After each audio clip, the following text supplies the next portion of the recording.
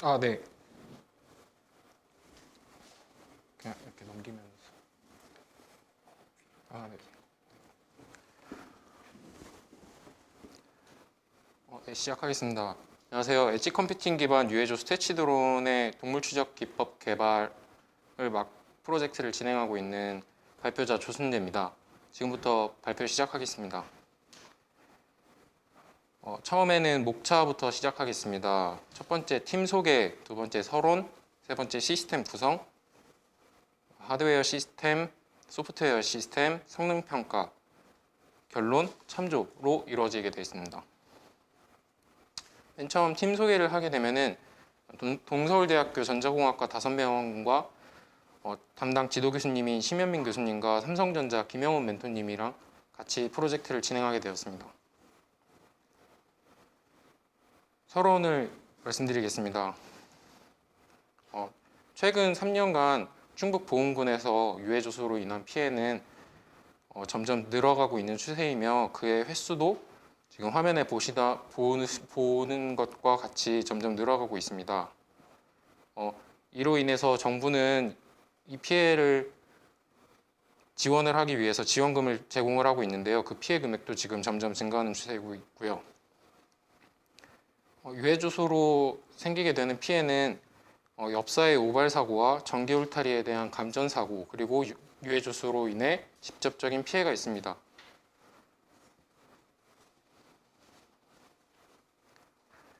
유해조소 피해 예방 지원 금액은 지금 화면에 보시다시피 4개의 지역에서는 작년과 올해를 비교를 해서 금액을 비교를 하였고요. 피해액과 피해액과 지원 금액은 점점 증가하는 추세로 있습니다. 그렇지만 유해조소의 피해 지원을 해준다고 해도 그에 대한 퇴치 효과는 미미하기 때문에 금액만 실질적으로 더욱 많이 사용되고 있다고 봅니다. 본 팀은 유해조소를 간접적으로 어떻게 퇴치를 할 수 있는지를 생각해 보다가 감염성이 높은 드론을 활용하기로 하였고요. 이전 연구에서는 유해조소를 카메라를 통해 육안으로 식별하는 등 몇 가지의 문제점이 있었습니다. 근데 본 논문을 통해서 오브젝트 디텍션을 사용해 바로 식별하고 추적 또는 관찰 그러한 기능들의 차별성을 두었습니다. 시스템 구성입니다. 지금 왼쪽에 보시면 이제 유해조소가 오른쪽 화면 도표에 유해조소가 침입했을 경우에 감지 시스템 도플러 센서를 이용해서 유해조소를 감지를 하고요. 거기에 라즈베리파이나 아두이노를 이용해서 알림 전송 시스템을 구축을 합니다. 그래서 유해조소가 경작지에 침입해 있을 경우에는 사용자에게 알림을 전송하는 시스템입니다. 사용자는 알림을 받게 된 이후에 조종 시스템을 이용하여 드론을 조정하게 되고 드론에 내장되어 있는 추적 및 관찰 시스템을 통해서 유해조소를 파악하고 관찰할 수 있습니다. 그리고 최종적으로 드론에 내장되어 있는 퇴치 시스템, 물리적 센서를 이용해 유해조소를 퇴치를 유도할 수 있습니다.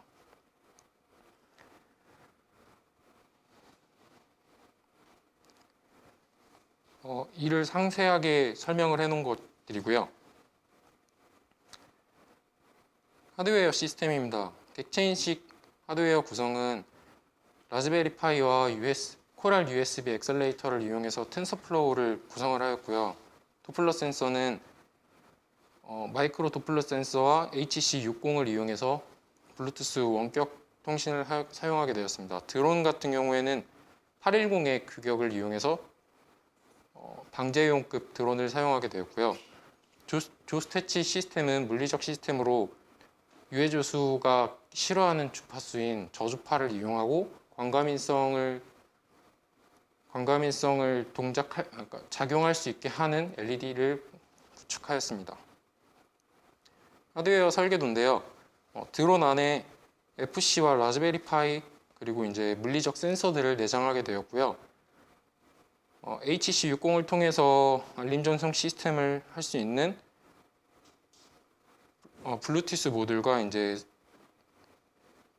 도플러 센서를 아두이노로 운영하게 되었습니다. 소프트웨어 시스템입니다.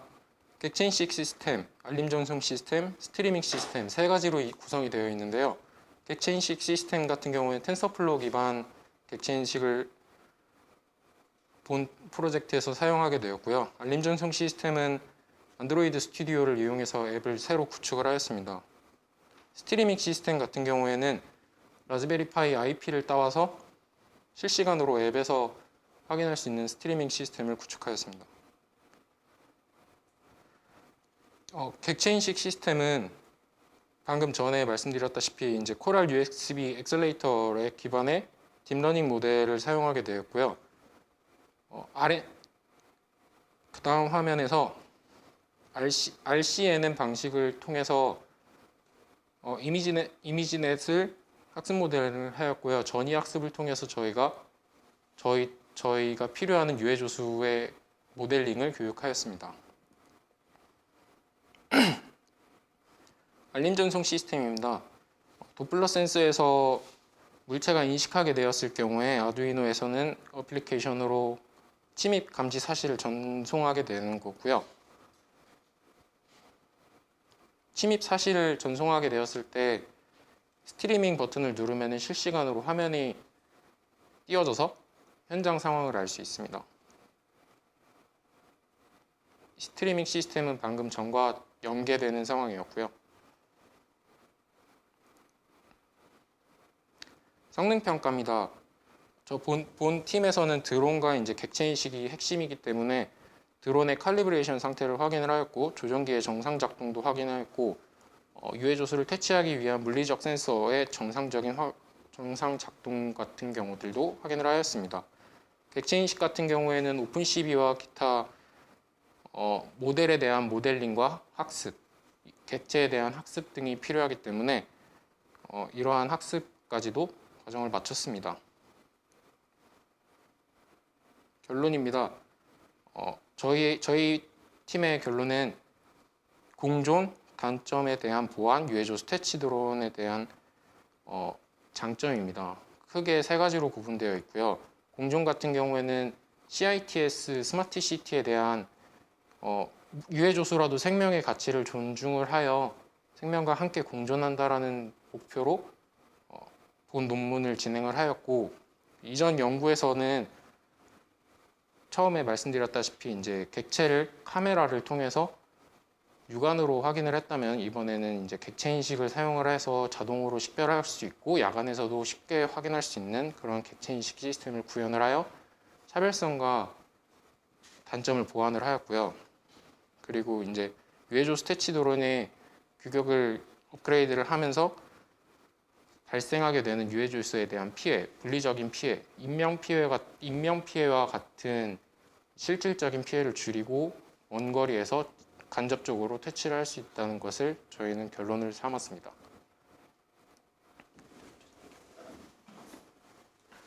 이제 마지막 참조인데요.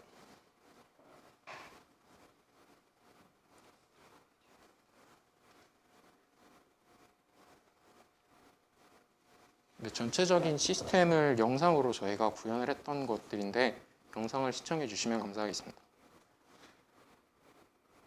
네, 지금 감시 시스템 유해조수가 이제 감시가 되고 알림 스트리밍이 옮기게 되면은 조종 시스템을 이용하여 드론을 출동시켜 화면에 좀 잘렸는데 드론의 카메라와 LED 링과 스피커로 이제 유해조수를 퇴치할 수 있다라는 그런 것을 설명하게 되었습니다. 이제 현재 저희 팀이 실질적으로 구현하고 있었던 시스템들입니다. LED 링 같은 경우에는 지금 영상에서는 되게 왜소해 보이는데 실질적으로 보게 되면 눈에 대한 피로감이 굉장히 강합니다. 근데 야간 같은 경우에 저런 링을 빛을 받게 되면은 유해조수는 이제 광감인성을 생기게 되어 이제 그 경작지를 이탈을 유도를 하고 있습니다. 이제 끝.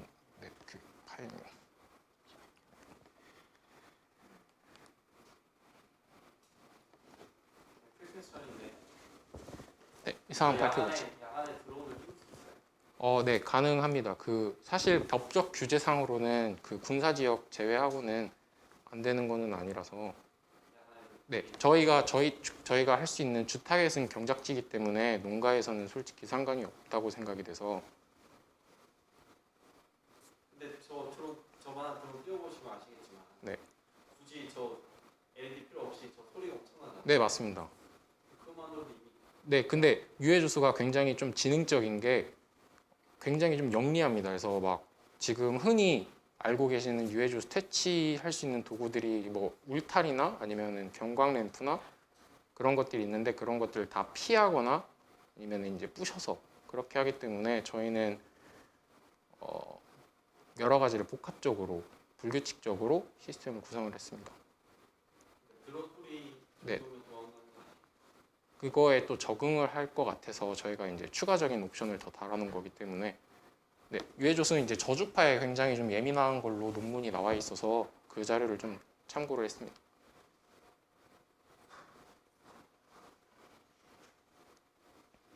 지금 그 유해주수 인식 장치가 그 드론에 같이 달려 있는 건 아니죠? 드론에 내장되어 있습니다. 드론 내장돼. 네, 드론 안에 라즈베리 카메라를 통해서 유해조수를 탐지할 수 있습니다. 근데 그거를 지금 구현한 그 데모 보여줬는데 네. 인식한 것까지 이제 드론에 붙여가지고 실제 인식까지 이렇게 적용을 해본 건가요? 아니면 방금 영상에서 보셨다시피 이제 유해조수가 인식되어 있는 것까지 저희가 영상에서 보여드렸는데요. 네. 일단은 저희가 실제로 유해조수를 영상에 담을 수는 없기 때문에 저희 나름의 그 모델링을 할 수 있는 그 멧돼지 인형을 통해서 유해조수로 저희가 교육을 해서 진행을 했습니다. 근데 그 훈련 데이터가 이제 그러니까 카메라 앞에다가 이렇게 인형을 놓고 이렇게 한것 같은데 네, 맞습니다. 근데 실제 활용할 때는 드론이 하늘에 떠 있는 상태에서 네. 카메라가 이제 높은 곳에서 하늘을 찍는 형태로 네, 맞습니다. 돼야 되잖아요. 네, 맞습니다. 그런 경우라면 사슴이 전혀 다른 모습을 보일 텐데 교육 같은 경우에 객체 인식에 대한 교육 같은 경우에는 한두 장의 카메라, 그러니까 한두 장의 이미지로 그 객체를 교육을 하는 게 아니고 못해도 500장 이상의 다각도를 촬영을 하기 때문에 그거에 대한 모델링 같은 자료는 저희가 따로 보관한 게 있어서 실질적으로 유해조수, 그러니까 실제 멧돼지에 대한 다각도 촬영 각도는 이미 다 보유를 하고 있습니다. 근데 그분이 이제 드론이라는 게 약간 움직임도 되게 네, 맞습니다. 근데 저희가 이제 PID로 호버링을 좀 더 걸어주면은 공중에서 가만히 있는 것처럼 요즘에 드론 쉽게 생각하시면 요즘에 드론 굉장히 이제 고정력이 그러니까 호버링이라고 하죠. 그게 다 잘 돼 있기 때문에 그 영상도 사실은 이제 야간이니까 적외선 카메라 쓰다고 하셨잖아요. 적외선도 있고 저희는 주야 다 촬영 가능한 영상이었어요. 야간 쪽그 질문인데 야간 그 적외선 화면도 욜로로 인식이 잘 되던가요? 저희는 욜로가 아니고 텐서플로우. 네네네, 맞습니다. 네. RCN도 잘 되던가요? 네, 방금 영상에서도 야간 모드가 한번, 그러니까 좀 영상이 좀 빨라서 죄송했지만 영상에서도 야간 모드 촬영이 하나 있었습니다. 그 야간 데이터도 수집을 많이 하시는 거예요? 네, 그거는 야간은 따로 데이터가 있는 게 아니라 저희가 실질 그 하나하나 다 따야 되기 때문에 그거는 없는 거는 아닌데 아직 좀 부족한 상황이긴 합니다. 그런 거 없이도 RCN 인식은 잘 하시나요? 네, 인식이 됩니다. 저희가 실내에서 불을 끄고 암전인 상태에서 한번 촬영을 해봤는데 찍히긴, 그러니까 객체가 인식이 되긴 했습니다.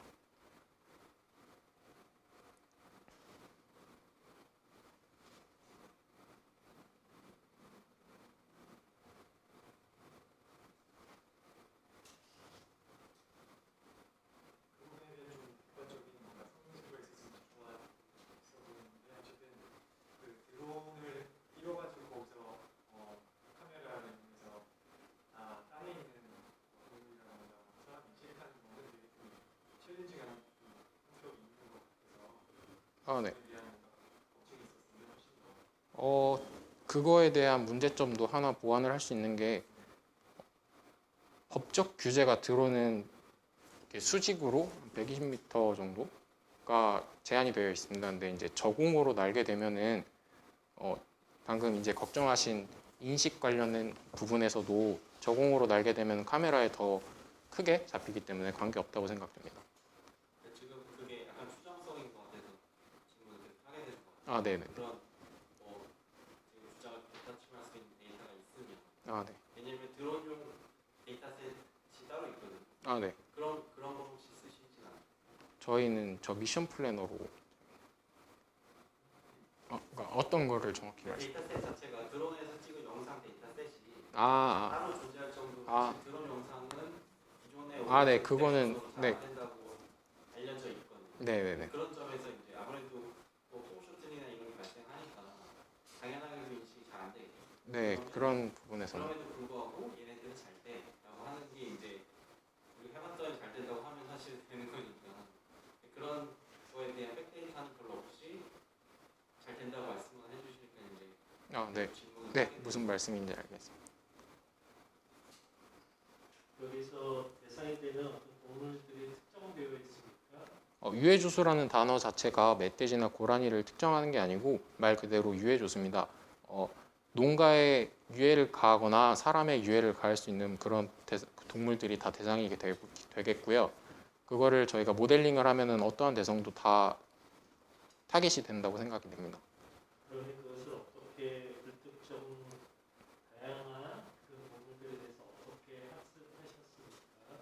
학습하셨습니까? 학습에 대한 정보들 같은 경우에는 오픈 소스가 다 있고 사진 같은 경우에는 다 따올 수 있는 사진들이기 때문에 객체 학습에 대해서 어려운 부분은 아니고요.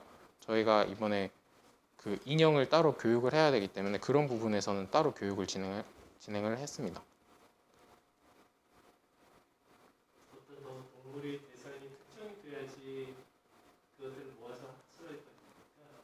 아, 네. 그런데 지금 여기는 유해조수라는 것이 범위가 너무 넓기 때문에 네. 설명하신 것처럼 그렇다면 어떤 특정한 개체에 대해서 특정한 이제 동물 집단 군에 대해서 아, 네, 네. 학습을 해야지 학습이 네. 이루어지지. 네. 우리가 그냥 말처럼 유해조수라고 해서 영상이 유해조수라는 영상은 없지 않습니까? 네, 맞습니다. 예, 그래서 어떻게 학습을 하셨습니까? 일단 서론의 답변을 제가 잘 이해했는지 잘 모르겠지만 서론에 보면 유해조수는 멧돼지나 고라니나 까치가 피해가 굉장히 강합니다. 그래서 저희는 그 세 개를 주 타겟으로 교육을 진행을 해서 모델링을 사용해서 프로젝트에 적용을 한 것입니다.